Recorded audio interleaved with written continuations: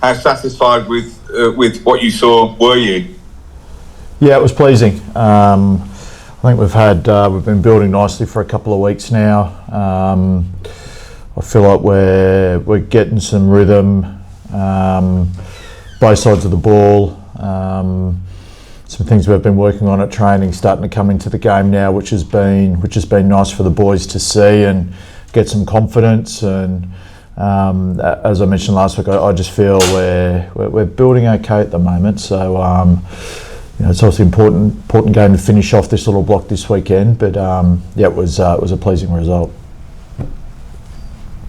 Yeah, I mean, it was lovely to build on what we've seen at the Stoop the week before, and then go into that and secure a home 16 as well, which was fantastic. How important is it to maintain that momentum? It's huge, isn't it? We spoke through the week. Probably a couple of things. One was we wanted to get a home playoff if we could with the round 16 because it's so important. You can get your home fixture, so that's big for the club on a number of fronts. And for us, to be able to go back to back in Europe the way that we has been really pleasing. Be nothing better than to finish off this block this weekend. Obviously, it's going to be tough playing Leicester, but we're pretty excited to keep this rolling at the moment. Yeah,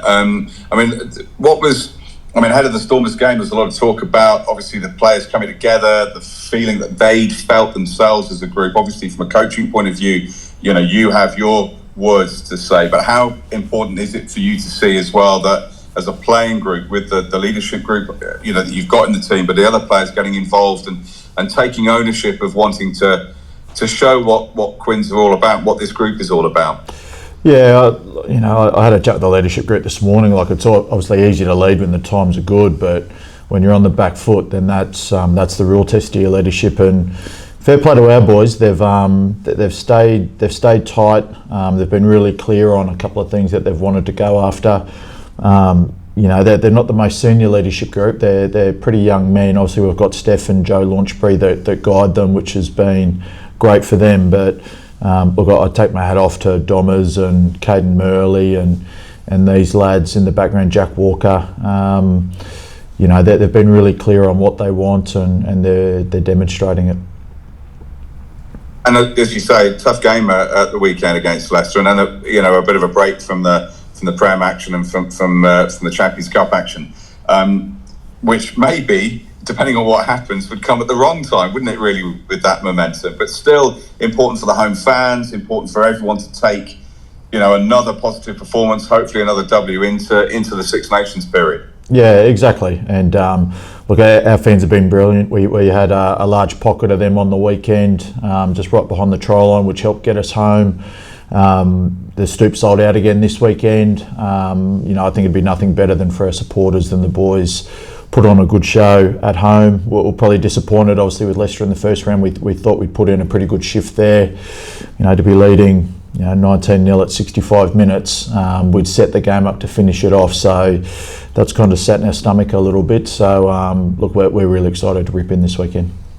Excellent. Well, best of luck. Thank you for your time. Thanks. Appreciate it, mate. Yeah, so obviously this is the last Prem game till sort of after Six Nations mid-March. So do you think sort of the players who will go off, players like Marcus Smith, do you think that the players who keep behind, do you think they can keep to a high level and sort of perform at the level they want to stay in at? Yeah, obviously, we've got the Prem Cup block coming up, so we've got a plan on, we wanted to bring the young guys through on Prem Cup this year, which we've seen with Elliot Williams, and now he's made his debut. Seb Driscoll played really strongly through that Prem Cup period, so we want to give those boys that haven't played a lot some game time. But also rolling into Gloucester, the last couple of Prem Cup games as well is really important. So, we want to push as hard as we can in Prem Cup, and there's boys like Jamie Benson that have featured strongly for us in the Prem before that is championing at the bit to put his hand up. So Prem Cup's going to be important for those boys. You sort of touched on there that the whole team in France sort of performed at a really high level, but sort of specifically Lucas Friday had a really good game. Sort of, how impressed have you been with sort of his introduction to the team sort of since he's been sort of integrated? Yeah, he's probably had to play bigger minutes earlier than what we anticipated. Obviously losing Will Porter, we hadn't planned for, and Lucas has just got back from an ACL reconstruction himself. So how he's come into it, he's just such a good player. He's a good young pro. He preps really well. And he learns quickly. Like probably against Northampton, he wasn't happy with his kicking game. He just knuckled down the next week, and his kicking's been outstanding the last 2 weeks. And I thought on the weekend a big part of why we repelled La Rochelle was because we exited so well off Lucas. So he's going from strength to strength.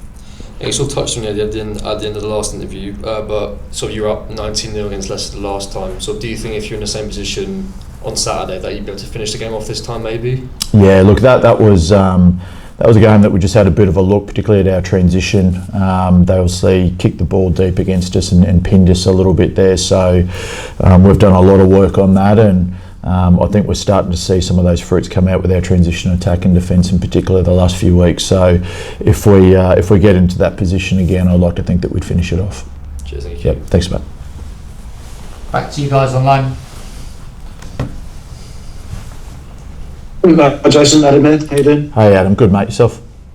Yeah, not bad, thanks. You'll have a lot of guys backing up, presumably, for the last 3 or 4 weeks that were playing this Saturday, whereas Leicester and in the other boat, having left a lot of people back at home for their trip to South Africa. Who's got the better of the deal there?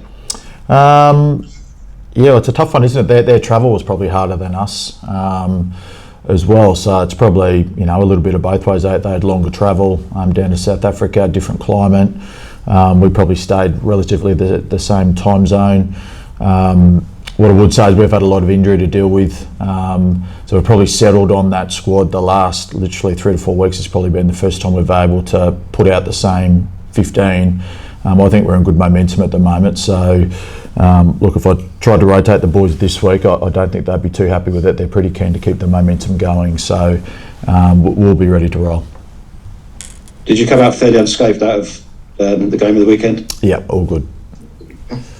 Just a quick chat about Marcus and his kind of growing leadership. He's a bloke who's got 40 odd England caps now. How has he grown as a leader in the last, since you've known him? Yeah, he's been outstanding, Adam. He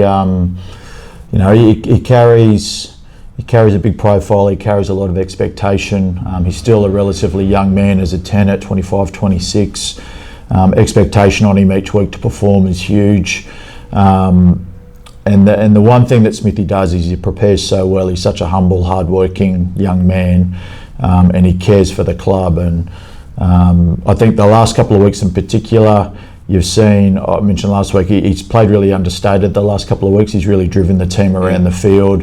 He's picked his moments when to run. I think he's got really good balance with his run past kick at the moment, and I think he's in good rhythm. So I'm sure he'll finish this block off well and then hit Six Nations in good form. Is that something you've spoken to him about, or is that something he's developed himself? I think he's been well aware of it. Like, obviously from England, that would be the feedback. Any young 10, that the game management's the aspect that they need to develop. And he's not there yet. Like a good 10 won't hit his peak until he's 28, 29. You look at a Finn Russell, he probably developed that when he was approaching 30, and he's probably the leading guy in the world at the moment with that. So, it's something in his game that he's aware of. He works really closely with Nick Evans in and around that game management, obviously. So, but I definitely think it's improved really well this year. As a coach, how do you bottle what you did last week? I think what we want to do is just harness the good at the moment, and just keep riding the wave, because confidence and momentum in sport is such a crucial thing, and that's the magic ingredient. So, I think we want to keep our feet on the floor, not get carried away. It's 2 good victories, which is great, but we want to be hungry for more. And it's been well documented, our consistency this year. I feel like we're starting to build that better in games at the moment. And the boys are hungry to go again. So I think we don't want to dampen the good that we're doing at the moment, but we also got to make sure that but we've got that killer instinct in us to keep going each week. I mean, it's a long way off, but you seem to have got the better side of the draw in Europe. how difficult is it to make sure that's not a distraction for when you get people back for the Six Nations? No, I think it's start of April, so it's a little while away now. Yeah. So, first port of call for us will be obviously Leicester this week into Prem Cup, and then Gloucester coming back out of Prem Cup's a real focus for us. We'll obviously get the England boys and their internationals back through that Gloucester period. You go through the whole resting scenario again with the internationals, so we've got a plan for that. But I don't think it'll be a distraction. The boys are really excited for Europe. We've put ourselves into a good position, but we're also well aware of Prem Cup and the Prem as well. We're not. I wouldn't say we're not giving up on it. We want to put our best foot forward and climb up as high as we can in the ladders there as well. Great, thanks, Jason. Thanks, Adam. Hi, Jason. Hey. Go ahead. Go ahead, Mike. Mine's off topic, so you go first. Okay. Well, I was just wondering, talking about Marcus, just wondered how well he's complemented by having a sort of physical presence inside centre. And I was chatting to Bryn later. Do you think that really helps your game plan, having that option at 12 outside? Yeah, definitely. And we've probably bounced a little bit in terms of just looking at some different options in terms of what suits the football team. We've tried, we've used Jared there. Jared brings a great voice, second ball player to release the outside backs, which has worked well for us. But look, when you've got a big 12 outside you and you need to hit gain line or at the collision point, you saw him win the jackal at the end of the game. He's a real physical presence, and the best thing about Bryn, like I said, is he copped that injury early in the season. He would have started at 12 for us in that first block, so he got put on the back burner there a little bit with injury, but he's kept working and he's hungry, and I think we're seeing that in his performances at the moment. He'll go up against two good centres again this weekend, but he certainly complemented Smithy well. And are you in a situation where you almost didn't want the Six Nations to come around? Do you know what I mean? Does it come as a bit of an inconvenience when you've hit a bit of momentum? A little bit. We obviously want to finish really well this block this weekend. It's obviously been a big block as well. Like emotionally, it's been so up and down, and well documented the issues that we've had and that type of thing. So I think if we can finish this block well, I think emotionally it's probably a good time for us to have a little bit of a break, to be honest, and then we can regather and rip into the Prem Cup.